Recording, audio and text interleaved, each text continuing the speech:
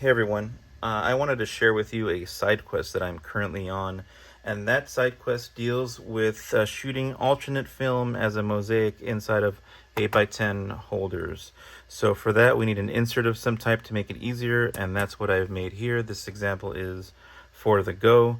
But yeah, let me walk you through what this is, what it does, why would you need it, and all of those fun things. First things first, I mentioned Mosaic.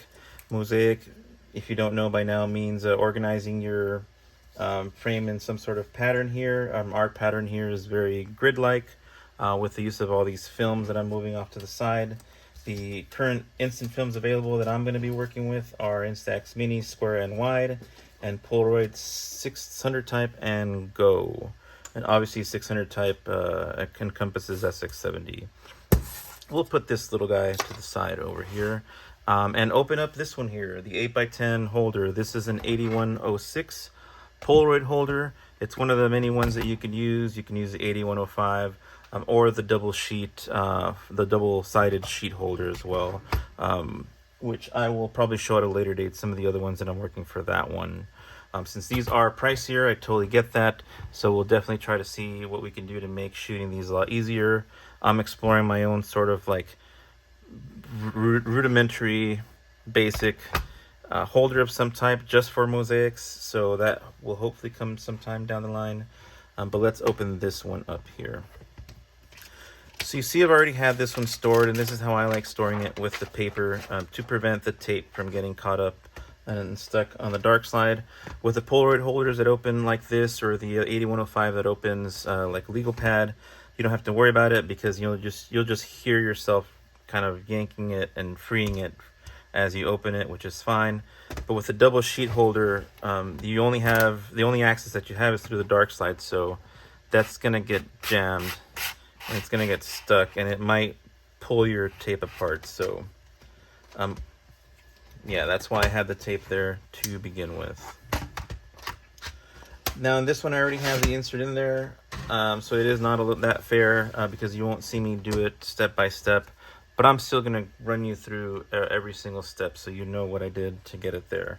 The very first thing that I did was, after removing the dark slide, step one, obviously remove the dark slide. Step two, this is a dark slide opening now down here, so you place your insert so that you see the insert name up in the top left, and then you pop it in the whatever opening you've got, and then you basically move it until it's comfortably butted up against this side here, and then you start taping it down. So my next step as far as the tape is concerned is taping down the vertical uprights here. And then what I do is I'd make sure that there's always the edge of tape, the nice sharp edge of the tape is right along this edge here, and you lay it down going to the right. And the reason for that is because your film is what's going to bump against this side, so you don't want to prevent that clean edge there. So tape down the edge here, press it down to the right, rinse and repeat all the way down. So that'll be the first step of fixing the insert to the holder. Then at that point is you'll open here and you'll add these tapes down here to hold it down on this side. All right, you can close it back up at this point if you want, and then the next thing that you do is start making your loops that your film will stick to. So one thing that I like doing is I like overlapping it, as you can see here, because that helps further hold it down. Because that'll be one of the issues that you have here, is because the bottom is not fixed to the holder, so you're always going to run the risk of things sliding underneath, right? So you always have to be cognizant of that. So let's start loading it. How do you load this thing once you've got all your tape in there?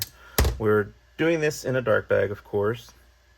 With Instax film, you expose it on the back, unlike Polaroid, which is exposed on the front. So my favorite method of doing it so far, that I think gives me the least hassle, is in the dark bag. I'm going to start off with one hand, feeling out the insert and knowing where I'm at on the insert at all times, trying not to lift up as often. and then my stack of film somewhere where I know I can feel around for it and not ruin it. And then I'm gonna feed to this hand from my other hand. So when you start off, what I like doing is I'm already holding this. I'm feeling for that first upright and making sure that there's no upright on this side.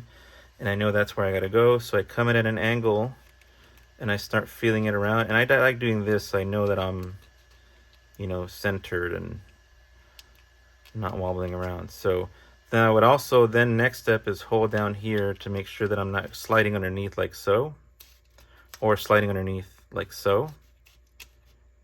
And then you can wiggle it around and it feels, wow, it feels like it's nicely cornered there. So then I tape it down and I move on.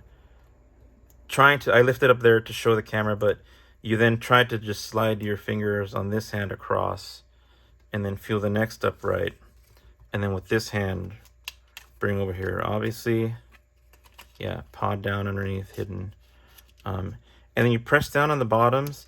And when I put this tape, I like making sure that the tape line is below where the pod ends. That way, when I'm pressing down a tape, I know that there's no way that I'm putting pressure on the pod to pop it.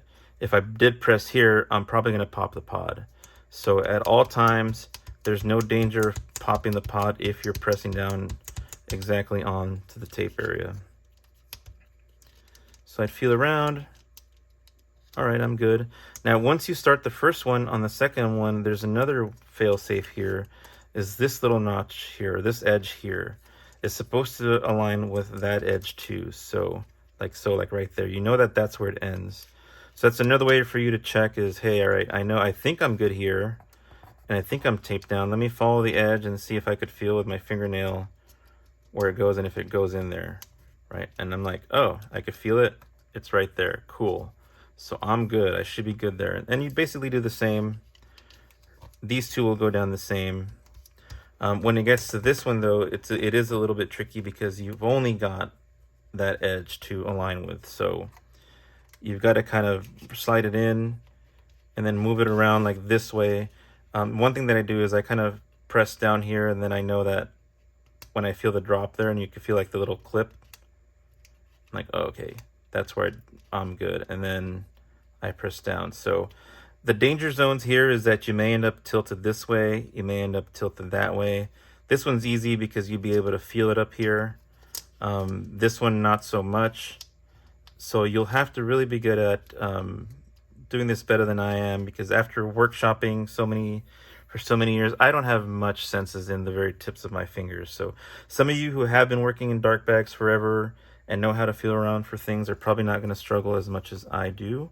But you can always try to feel up here all the way across too, and you know, pick up on, there's going to be a little bit of overlap, as long as there's not too much overlap, and you can go across like so without getting caught up too much, then you know you're aligned. So, and then you do every single row exactly the same way all the way down, overlapping and so all the way down. And then once you're done, the feature, what is the way this one is built is so that this frame here, or piece here, sandwiches down and holds down the very edge of the Instax film, as you can see there. And it does it a little bit on that side, so that'll help further hold it down. Let's do something else real quick that's very important before you're done and you go off shooting. The dark slide part.